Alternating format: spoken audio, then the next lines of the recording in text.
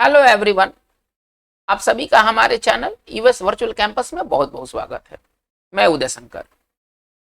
बच्चों, आज के इस वीडियो सेशन में हम लोग बात करेंगे एससी हार्डविक के वॉल्यूम 5 के बारे में और वॉल्यूम 5 के लेसन 3 को आज हम लोग कवर करेंगे। आज का हमारा जो टॉपिक होगा वो होगा हार्डविक के वॉल्यूम 5 के लेसन 3। इसमें कुछ वर्ड्स बहुत इंपॉर्टेंट है एग्जामिनेशन पॉइंट ऑफ व्यू से। ये वर्ड्स आपको डेली यूजेस में भी देखने को मिलेंगे। ये जो वर्ड की सीरीज है आपके इंग्लिश को इंप्रूव करने में काफी मददगार साबित होंगे। बच्चों, मैं आपसे रिक्वेस्ट करूंगा कि आप इस वीडियो सेशन को जब भी देखें तो आप पेन पेपर लेकर के बैठे। जो वर्ड्स आपको लगता है कि आप उसको नहीं जान रहे हैं, उसको पहली बार आप सुन रहे हैं, उसको आप जरूर नोट डाउन कर ले। अगर आपको ये वीडियो पसंद आया हो और आपने इस चैनल को सब्सक्राइब नहीं किया हो तो आप प्लीज आप इसको सब्सक्राइब कर ले। वीडियो अगर पसंद आया हो तो आप अपने ग्रुप में इससे जरूर शेयर करें ताकि आपके भांति आपके जो क्लोज रिलेटेड हैं और जो आपके फ्रेंड्स हैं वो जरूर इससे लाभ उठा सके। तो चलिए इस वीडियो सेशन की शुरुआत करते हैं फर्स्ट वर्ड एबिरेशन से। देखिए एबिरेशन क्या होता है। एबिरेशन का मतलब होता है कि जो चीज कभी मतलब अचानक हो जाए, ऐसे नॉर्मली वो होता नहीं है। एक तरह से जो आपका जो रेगुलर जो चीज है उसमें जो अगर थोड़ा सा डेविएशन के बारे में बात किया जाए तो ये एबिरेशन होता है। एबिरेशन का मतलब होता है भटकाव या विचलन। आप ऐसे समझ ले कि जैसे कि मैं हर दिन मैं सुबह में 5 बजे उठता हूं, लेकिन किसी दिन अगर मैं 6 बजे उठा तो ये मेरे रूटीन से थोड़ा सा हटके था। 5 बजे उठना मेरा रूटीन ये है, टाइम है। लेकिन अगर किसी दिन अगर 2 महीना 3 महीना या कभी कदाल अगर मैं 6 बजे उठा तो ये मेरा क्या था, ये मेरा एबिरेशन था। तो एबिरेशन का मतलब क्या होता है, भटकाव या विचलन अपने नॉर्मल रूटीन से, नॉर्मल एक्टिविटी से। चलिए इसके सिनोनिम्स क्या हो जाएंगे, एनोमैली और डेविएशन इसके सिनोनिम्स हो जाएंगे। एनोमैली और डेविएशन भी यही होता है कि जो नॉर्मल चीज से, नॉर्मल एक्टिविटी से जो हट करके होता है वो एबिरेशन अथवा एनोमैली कहलाता है। चलिए इस पर एक सेंटेंस को देखा जाए इसको बेहतर समझने के लिए। कह रहा है क्या कि फॉर हर, उसके लिए, such a poor performance in her exam was an aberration. इसका मतलब क्या हुआ, उसके लिए है ना एग्जाम में जो पुअर परफॉर्मेंस उसका जो था एक एबिरेशन था। इसका मतलब है कि उसने कभी पुअर परफॉर्मेंस कभी दिया नहीं, लेकिन इस बार है ना संजोग से उसका जो परफॉर्मेंस था वो थोड़ा पुअर था। तो उसके जो नॉर्मल परफॉर्मेंस होते थे वो एक्सीलेंट होते थे, लेकिन इस बार का जो परफॉर्मेंस था वो थोड़ा सा पुअर निकल गया। तो इस बार का जो पुअर परफॉर्मेंस था एक एबिरेशन कहलाएगा। ठीक है, चलिए हम लोग वर्ड नंबर 2 की ओर मूव करते हैं। एब्रेशन। एब्रेशन का मतलब क्या होता है, एब्रेशन पार्ट ऑफ स्पीच से नाउन है। पहले इसके कैटेगरी को देख लेते हैं। इसके सिनोनिम्स हो जाएंगे ग्रेस, कट और स्क्रैप। मतलब इसको आप कहिए खरोच या रगड़े, छिला जाना, उसको हम लोग अपने भाषा में क्या कहते हैं, छिला जाना किसी चीज का, तो ये एब्रेशन होता है। ठीक है ना, जिसको हम लोग हिंदी में खरोच या रगड़ कहते हैं। एक सेंटेंस के माध्यम से इसे समझा जाए, जैसे कि वह गिरा और उसका पैर रगड़ा गया। कहीं से गिरा और उखड़ा जगह होगा और पैर पूरी तरह से रगड़ा गया। कैसे लिखेंगे इसको, ही फेल, वह गिरा, and suffered aberrations on his legs, और उसके जो पैर पर जो थे ना वो रगड़ा गया, मतलब पैर पर रगड़ा गया। ठीक है ना, तो बच्चों ये बहुत इंपॉर्टेंट वर्ड है एब्रेशन। एब्रेशन का मतलब होता है रगड़, खरोच, आप इसको ऐसे समझ लें। चलिए वर्ड नंबर 3 की ओर हम लोग मूव करते हैं। वर्ड है बहुत बढ़िया वर्ड है, एक्रिमोनियस। एक्रिमोनियस जबरदस्त वर्ड है। देखिए यदि कोई चीज यदि एक्रिमोनियस है तो वो कड़वा है, चुभने वाला है। ठीक है ना, कलहपूर्ण है, उसमें काफी कुछ आपको ऐसा चीज बिटर मिलेगा देखने को, सुनने को। ठीक है ना, तो अगर कोई चीज अगर एक्रोमोनियस है यानी कि वो कलह से भरा हुआ है, झगड़ा से भरा हुआ है, ठीक है ना, उसमें ऐसी बातें हैं जो आपको चुभ जाए। चलिए इसके सिनोनिम्स क्या होंगे, बिटर, एंग्री और स्पाइटफुल। इन सब का मतलब यही होता है कि यदि कोई चीज बिटर है यानी कि वो आपके लिए प्लीजेंट नहीं है, आपके लिए वो अनप्लीजेंट है। यदि कोई व्यक्ति अगर स्पाइटफुल है तो वो किसी के प्रति द्वेष रखता है, निगेटिव भाव रखता है। तो एक्रिमोनियस का मतलब यही होता है। चलिए अब इसे एक सेंटेंस से समझा जाए, है ना। कड़वी या तीखी बहस, है ना, एक ऐसे बहस 2 व्यक्ति में हो रहा है जिसमें एंगर झलक रहा हो। ठीक है ना, अब ये कौन सा डिबेट होना चाहिए, ये होना चाहिए एक्रिमोनियस डिबेट, है ना। एक ये एक्रिमोनियस डिबेट होना चाहिए। हम लोग अक्सर न्यूज में हम लोग प्राइम टाइम में देखते हैं, है ना, 4 जो होते हैं एक्सपर्ट्स होते हैं अलग अलग क्षेत्रों से जुड़े हुए, वो आपस में एक्रिमोनियस डिबेट कभी कभी कर लेते हैं। चलिए एक इस वाक्य को देखा जाए, she went through an acrimonious divorce, यानी कि वो किससे गुजरी, वो एक एक्रिमोनियस डिवोर्स से गुजरी। इसका मतलब है कि उसका जो तलाक हुआ काफी कलहपूर्ण तलाक हुआ, काफी मतलब विवाद से भरा तलाक हुआ और उसको इस तरह के तलाक से गुजरना पड़ा। तो बच्चों ये एक्रिमोनियस बहुत अच्छा वर्ड है ना, जिसका मतलब होता है कलहपूर्ण, चुभने वाला, तीखा। चलिए आगे देखा जाए। अगला हमारा वर्ड एक्यूमेन। एक्यूमेन का मतलब क्या होता है ना, जिसका मतलब होता है चतुराई, सूझबूझ। आप जरूर हिंदी में सुने होंगे सूझबूझ। चलिए, अब इसके सिनोनिम्स भी बहुत अच्छे हैं। एस्ट्यूटनेस है ना, एस्ट्यूट का मतलब क्या होता है, देखिए ये वर्ड एस्ट्यूटनेस से ज्यादा इंपॉर्टेंट ये एस्ट्यूट का ना इस्तेमाल बहुत ज्यादा होता है। एस्ट्यूट का सिनोनिम्स वाइस है ना, कई बार एग्जाम्स में पूछा गया है। एस्ट्यूट का सिनोनिम्स है ना वाइस कई बार एग्जाम्स में पूछा गया है। तो कोई चीज यदि कोई व्यक्ति में अगर एस्ट्यूटनेस है तो उसमें बुद्धिमत्ता है ना, उसमें कुशाग्रता है, उसमें सूझबूझ है। चलिए, सिरुड भी बहुत इंपॉर्टेंट वर्ड है। सिरुड का भी मतलब होता है चालाक। आप इसको वाइज या क्लेवर कह सकते हैं, थोड़े थोड़े अंतर है, ठीक है ना। एस्ट्यूट और सिरुड में थोड़ा थोड़े अंतर है, लेकिन मोटा मोटी मीनिंग क्लियर है। इन दोनों का मतलब होता है चालाक, चतुर, ठीक है ना। चतुर, चालाक, इन दोनों का अर्थ होता है, और ये दोनों बहुत ही इंपॉर्टेंट वर्ड है। एस्ट्यूट और श्रीड का है ना आपको सिनोनिम्स में, एंटोनिम्स में अक्सर आपको ये देखने को मिलेगा। तो एक्यूमेन का मतलब क्या होता है, कुशाग्रता। अब ये नाउन है तो सिनोनिम्स नाउन होना चाहिए, ऐसा तो समझ हम रखते हैं। एस्ट्यूट का नाउन हो जाएगा एस्ट्यूटनेस, श्रीड का नाउन हो जाएगा श्रीडनेस, ठीक है। चलिए, एक्सप्लेनेशन इसको हम कैसे एक्सप्लेन करेंगे, the ability to understand and decide quickly. आप में एबिलिटी है कोई चीज को तुरंत समझ लेने की, ठीक है ना। तो यही अंडरस्टैंडिंग का जो लेवल होता है ना, ये एक्यूमेन कहलाता है। चलिए, इसका हिंदी क्या होगा, चतुराई, कुशाग्रता और सूझबूझ। चलिए, इसे एक सेंटेंस से समझा जाए। वो राजनीतिक सूझबूझ का भाव रखता है। किसी व्यक्ति के बारे में कहा गया है कि उसमें राजनीतिक सूझबूझ नहीं है। कैसे इसको लिखेंगे, ही लैक्स पॉलिटिकल एक्यूमेन, ठीक है ना। ही लैक्स पॉलिटिकल एक्यूमेन, बहुत आसानी से ये बनने वाला वाक्य है। ये वर्ड्स आपके लिए मैं बिलीव करता हूं कि इसमें 95% से ज्यादा वर्ड्स आप पहली बार आप सुनेंगे, ठीक है ना। तो ये वर्ड्स सारे के सारे बहुत इंपॉर्टेंट वर्ड्स है। वॉल्यूम 5 ये हार्डविक का अंतिम वॉल्यूम है, तो इसमें जो वर्ड्स मिलने वाले हैं वो थोड़ा सा स्टैंडर्ड के मिलने वाले हैं। आप ऐसे समझ ले, बहुत ही लो क्वालिटी के, लो ग्रेड के वर्ड आपको दिखाई नहीं देंगे। ये जो हार्डविक जो वॉल्यूम 5 है, ये काफी ये समझिए कि मेच्योर वॉल्यूम है, और इसके लिए थोड़ा सा आपको फोकस रखना होगा, माना वर्ड्स पर फोकस रखना होगा। चलिए, एजिस। एजिस क्या होता है ना, एजिस पहले पार्ट ऑफ स्पीच से नाउन है, पहले हम इसको ये समझ ले।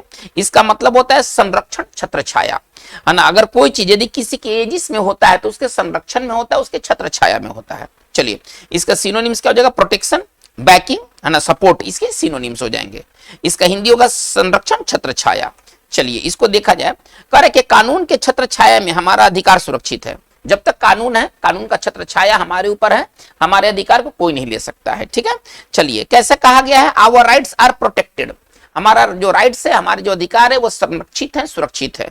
चलिए, under the aegis of law, मतलब कहने का तात्पर्य है कि एजिस का हम कभी भी यूज करेंगे तो इस रूप में इस्तेमाल करेंगे, अंडर द एजिस, है ना। यही इसका पैटर्न है प्रयोग होने का, ठीक है ना। अगर आप कोई चीज, ठीक है ना, कोई एक्टिविटी किसी के छत्र छाया में करते तो अंडर द एजिस करते हैं, तो यही इसका पैटर्न है। यानी कि हमारा अंडर द एजिस को हम पैटर्न मान लेते हैं, हम चाहे जो भी सेंटेंस बनाएंगे अंडर द एजिस नॉर्मली हम यूज करते हैं। तो बच्चों, ये इंपॉर्टेंट वर्ड है एजिस। एजिस का मतलब होता है छत्र छाया, संरक्षण। चलिए, आते हैं नंबर 6 में, वर्ड है बीसेटिंग। बीसेटिंग एडजेक्टिव है ना, लेकिन इसका यूज जो होता है ना वो बीसेट, ये इसका यूज है, ये इसका ना मतलब नॉर्मल फॉर्म है। बीसेटिंग के जगह पर हम लोग बीसेट को पढ़ेंगे। हम लोग है ना इस वीडियो सेशन में बीसेट पर हम लोग फोकस करेंगे। बीसेट का मतलब क्या होता है, देखिए ये पीड़ित करने वाला, तो ये वर्ब है, तो इसका हिंदी क्या हो जाएगा, पीड़ित करना, ठीक है ना। चलिए, इसके सिनोनिम्स क्या हो जाएंगे, प्लेग, अफ्लिक्ट, टॉर्मेंट। ये तीनों के तीनों अच्छे वर्ड है, ठीक है ना। इन तीनों का अर्थ होता है परेशान करना, पीड़ित करना। चलिए, हम लोग आगे देखते हैं सेंटेंस को, है ना। टीम चोटों से पीड़ित है, यानी कि चोटों से पीड़ित है, या हम ऐसे भी कह सकते हैं चोटों से परेशान है ना। एक के बाद एक खिलाड़ी ना चोटिल होते जा रहे हैं और टीम इससे ना परेशान हो चुका है। चलिए, कैसे लिखेंगे, the team is beset by injuries, है ना। चोट के लिए इंजरी और उसका प्लूरल हो गया इंजरीज, है ना। इसका मतलब क्या है कि जो टीम के कई खिलाड़ी चोटग्रस्त हैं और वो टीम जो है चोटों से परेशान है। तो बच्चों, ये बहुत इंपॉर्टेंट वर्ड है ना, बीसेट बहुत इंपॉर्टेंट वर्ड है। पीड़ित करना, या हम इसको सिंपल भाषा में कहें, पीड़ित करना नहीं समझ में आता है तो आप कह सकते हैं परेशान करना। यदि कोई चीज अगर आपको बीसेट करता है, ठीक है ना, तो वो आपको वो परेशान करता है। चलिए, हम लोग बात को आगे की ओर ले चलते हैं। ब्रैकिस। ब्रैकिस एडजेक्टिव है, पार्ट ऑफ स्पीच से ब्रैकिस क्या एडजेक्टिव है, और ब्रैकिस का मतलब होता है नमकीन। खासतौर पर पानी के लिए इसका ज्यादा इस्तेमाल होता है। नमकीन हमको कहना है नमकीन पानी, हम क्या कहेंगे, ब्रैकिस वाटर। हम इसको कौन सा वाटर कराएंगे, कहेंगे ब्रैकिस वाटर।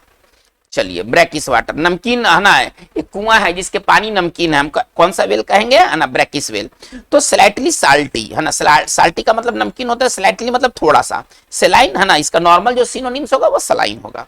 जैसे कि हमको कहना है कि नमकीन पानी, नमकीन झील, नमकीन तालाब जिसके पानी नमकीन हो, ऐसे इसको लिखेंगे ब्रैकिश वाटर, ब्लैकिश लेक और ब्लैकिश पॉन्ड, और आप बात को आगे की ओर बढ़ा सकते हैं।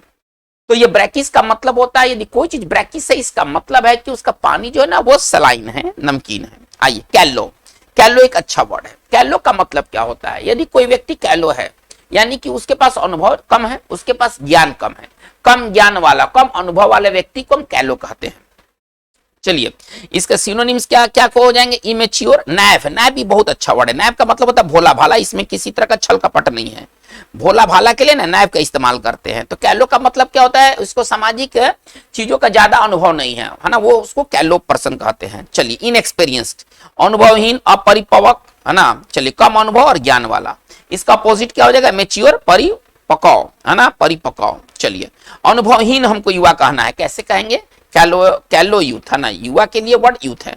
चलिए मैं इस महत्वपूर्ण कार्य को किसी अनुभवहीन व्यक्ति को नहीं सौंप सकता हूं, काम बहुत महत्वपूर्ण है और इसके लिए अनुभवी व्यक्ति चाहिए। तो क्या कहा गया है कि मैं इस महत्वपूर्ण कार्य को किसी अनुभवहीन व्यक्ति को नहीं सौंप सकता हूं।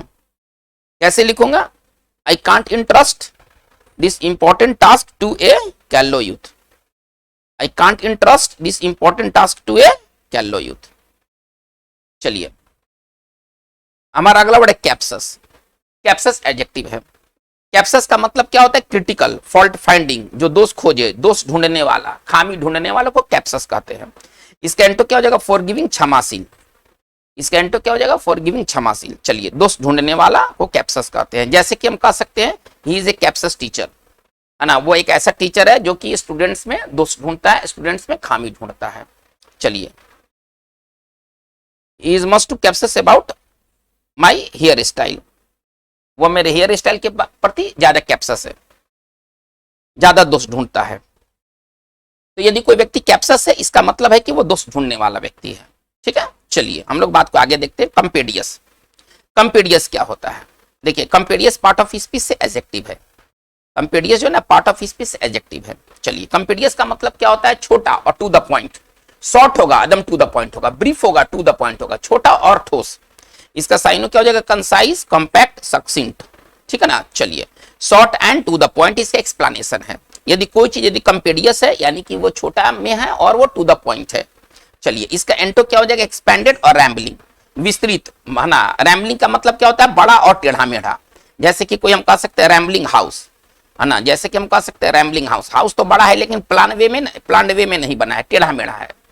चलिए तो इसका क्या हिंदी हो जाएगा, संक्षिप्त एवं ठोस। चलिए जैसे कि कंपेडियस स्टडी, ये कैसा अध्ययन होगा, एक संक्षिप्त अध्ययन होगा लेकिन टू द पॉइंट अध्ययन होगा। चलिए एक सवाल पूछा गया है, क्या तुम इस प्रश्न का संक्षिप्त एवं ठोस उत्तर दे सकते हो, can you give compendious reply to this question.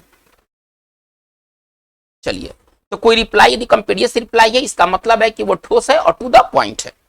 चलिए हम लोग आगे बढ़ते, कॉम्प्लिसिटी, हमारा अगला वर्ड है कॉम्प्लिसिटी। कॉम्प्लिसिटी वर्ड नाउन है, ठीक है ना, हमें समझना होगा कि कौन सा वर्ड किस कैटेगरी का है। कैटेगरी का अगर हमें समझ है तो सेंटेंस बनाने में, वर्ड को समझने में काफी सहूलियत होती है। चलिए कॉम्प्लिसिटी का साइनो क्या हो जाएगा, कॉल्यूजन, इन्वॉल्वमेंट, कोनाइवेंस, मिली भगत या साठगांठ। इग्नोरेंस इसका एंटो हो जाएगा, ठीक है ना। चलिए अब हम लोग इस एक सेंटेंस को देखते हैं। उसकी पत्नी की हत्या में उसकी साठगांठ या मिली भगत का कोई सबूत नहीं है। किसी व्यक्ति के बारे में कहा गया कि उसकी पत्नी की हत्या में उसकी साठगांठ या मिली भगत का कोई सबूत नहीं है।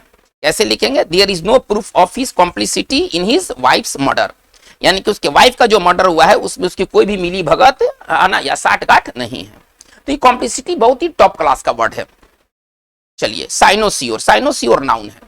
साइनोसियोर का मतलब क्या होता है, जिसको सभी देखे, है ना, ये ध्यान के केंद्र होते हैं, जिस पर सभी की निगाहें हो वो साइनोसियोर होता है। साइनोसियोर नाउन है और इसका एक्सप्लेनेशन क्या होगा, सेंटर ऑफ अट्रैक्शन होगा। मतलब कि यदि कोई व्यक्ति साइनोसियोर है यानी कि सभी की नजर उसके ऊपर रहती है, ध्यान का केंद्र, है ना, जिस पर सभी की निगाहें हो वो साइनोसियोर होता है। जैसे कि देखिए, Dhoni is the cynosure of all eyes as he walks into the field, यानी कि धोनी जैसे ही मैदान पे जाते हैं, है ना, धोनी को सभी देखने लगते हैं, तो वो क्या है, सभी की आंखों के वो केंद्र बिंदु हो जाते हैं, है ना। धोनी जो है वो सभी की आंखों के केंद्र बिंदु हो जाते हैं। चलिए, तो ये सारी बातें बहुत इंपॉर्टेंट है और ये सारे एग्जाम्स में पूछे जा चुके हैं। ये जितने वर्ड्स की चर्चा हो रही है, ये वन वर्ड है ना, साइनो, एंटो, फिल इन द ब्लैंक्स, ये कई तरह से, ऐसा नहीं है कि ये केवल सिनोनिम्स के रूप में आपको देखने को मिलेंगे, ये एंटोनिम्स के रूप में भी आ सकते हैं, वन वर्ड सब्स्टिट्यूशन के रूप में भी आ सकते हैं। ये सारे वर्ड्स जो है ना, ये मल्टीपर्पज के वर्ड हैं, आप ऐसा समझिए। और ये लैंग्वेज को समझने में, लैंग्वेज को अंडरस्टैंड करने में आपको काफी मदद करेंगे। चलिए हम लोग आगे बढ़ते हैं। हमारा अगला वर्ड है डिफाल्केशन। डिफाल्केशन नाउन है, पार्ट ऑफ स्पीच से डिफाल्केशन नाउन है। चलिए, डिफाल्केशन का मतलब क्या होता है? मिस एप्रोप्रिएशन, इसका साइन होगा मिस एप्रोप्रिएशन या इम्बीजलमेंट। इम्बीजलमेंट तो टॉप क्लास का वर्ड है। आप इसका वर्ब पहले समझिए, इम्बीजल। इम्बीजल का मतलब होता है ना गबन करना, पैसे को अपने यूज में लाना, ठीक है ना। गबन करने का क्या मतलब है कि किसी व्यक्ति ने आपको पैसा रखने के लिए दिया है और आप उस पैसे को अपने यूज में लाते हैं, तो इसी को गबन करना कहते हैं। मान के चलिए कि किसी व्यक्ति ने आपको कुछ पैसा दिया कि आप इसे सुरक्षित रखिएगा, आपने क्या किया कि आप पैसा सुरक्षित रखने के बजाय आप अपने ही ऊपर खर्च करने लगे, फिर आपने कोई तरह का एक्सक्यूज कर दिया, तो इसी को कहते गबन करना, मतलब पैसे का हेरा फेरी करना, ठीक है ना। इम्बीजल बहुत अच्छा वर्ड है, ये इम्बीजल है ना, इसका वर्ब बहुत अच्छा वर्ड है। चलिए, तो डिफाल्केशन का हिंदी क्या होगा? गबन, और इम्बीजल का हिंदी हो जाएगा गबन करना। ये बहुत ही टॉप क्लास का वर्ड है। चलिए इसको देखते हैं। एक मामूली पैसे के हेरफेर, बहुत ज्यादा पैसे का हेरफेर नहीं हुआ था, मतलब गबन में उसकी संलिप्तता के कारण कोर्ट ने उसे डांट के छोड़ दिया। माइनर था, पैसा थोड़ा सा इधर उधर किया था, तो कोर्ट ने उसे सजा नहीं दिया बल्कि उसको डांट के छोड़ दिया, हमको ऐसा कहना है। चलिए, the court left him, court ने उसे छोड़ दिया, है ना, विथ ए रिब्यूक। रिब्यूक का मतलब डांट फटकार को ना रिब्यूक कहते हैं, डांट फटकार को ना रिब्यूक कहते हैं। तो कोर्ट ने उसे रिब्यूक करके छोड़ दिया फॉर इज इन्वॉल्वमेंट, क्योंकि उसकी संलिप्तता थी, ठीक है ना, इन ए माइनर डिफाल्केशन, ज्यादा पैसा नहीं हड़पा था, थोड़ा सा पैसा इधर उधर किया था। तो बच्चों ये डिफाल्केशन एक बहुत ही टॉप क्लास का वर्ड है। आते इंडेमिक। इंडेमिक एडजेक्टिव है। इंडेमिक का मतलब क्या होता है कि आप कोई चीज, यदि कोई चीज इंडेमिक है यानी कि उस जगह पर वो रेगुलर पाया जाता है, लोग एक खास तरह के लोगों में वो अक्सर देखने को मिलेगा। यदि कोई चीज यदि इंडेमिक है, इसका मतलब है कि वो regularly found in a particular place, एक किसी खास जगह पर हमेशा पाया जाने वाला वो चीज होगा, और among particular group of people, या किसी खास तरह के लोगों में वो चीज देखने को मिलेगा, ठीक है ना। चलिए, नियमित रूप से पाया जाने वाला, विशेष तौर पर कोई बीमारी है, जैसे कि वो बीमारी है ना किसी खास क्षेत्रों में पाई जाती है, तो वो बीमारी उस क्षेत्र के लिए क्या है? इंडेमिक है। चलिए, जैसे कि आप इस सेंटेंस से आप इंडेमिक को समझ सकते हैं। गर्म देशों में मलेरिया एक आम रोग है, यानी कि जो भी गर्म देश है, ठीक है ना, वहां पर मच्छर पनपते हैं मलेरिया वाले, और फिर वहां मलेरिया मतलब एक आम चीज है। ऐसा नहीं है कि मलेरिया हो गया तो हम सरप्राइज करेंगे, एक आम बीमारी, मतलब कि मलेरिया इन क्षेत्रों में पाया जाता है। कैसे लिखेंगे? Malaria is endemic in hot countries, यानी कि जितने भी हॉट कंट्रीज है मलेरिया उनमें रेगुलरली फाउंड होता है। इसी प्रकार एक और सेंटेंस से समझा जाए इंडेमिक का यूज को, corruption is endemic in the system, यानी कि पूरे सिस्टम में करप्शन आपको रेगुलरली फाउंड मिलेगा, ठीक है ना, भ्रष्टाचार आपको अक्सर देखने को मिलेगा। तो बच्चों ये इंडेमिक एक बहुत ही बढ़िया वर्ड है। चलिए हम लोग आगे बढ़ते। एक्स्ट्राडाइट। एक्स्ट्राडाइट वर्ब है। एक्स्ट्राडाइट का मतलब क्या हुआ? डिपोर्ट, सेंड बैक, है ना, हवाले करना, प्रत्यार्पण करना। एक्स्ट्राडाइशन इसका नाउन हो जाएगा, ठीक है ना, प्रत्यार्पण। चलिए, mister Mallya will be extradited from the UK to India. Mister Mallya को यूके से इंडिया लाया जाएगा, ठीक है ना, to face charges in Indian courts, जो भारतीय न्यायालय में इन पर जो चार्जेस लगा हुआ है। तो एक्स्ट्राडाइट का मतलब होता है प्रत्यार्पण करना। प्रत्यार्पण करने का मतलब है कि अगर किसी क्रिमिनल ने कहीं पर कोई अपराध किया है और अपराध करके किसी दूसरे देश में भाग जाता है, तो वो जो देश है वो आपको हैंड ओवर करेगा, इसी को ना प्रत्यार्पण कहा जाता है। ये प्रत्यार्पण बहुत अच्छा वर्ड है, ठीक है ना। और इससे ज्यादा, एक्स्ट्राडाइट से ज्यादा यूज इसका होता है एक्स्ट्राडिशन, है ना। दो देशों के बीच प्रत्यार्पण संधि होता है, तो एक्स्ट्राडिशन ट्रीटी आपको अक्सर सुनने को मिलेगा।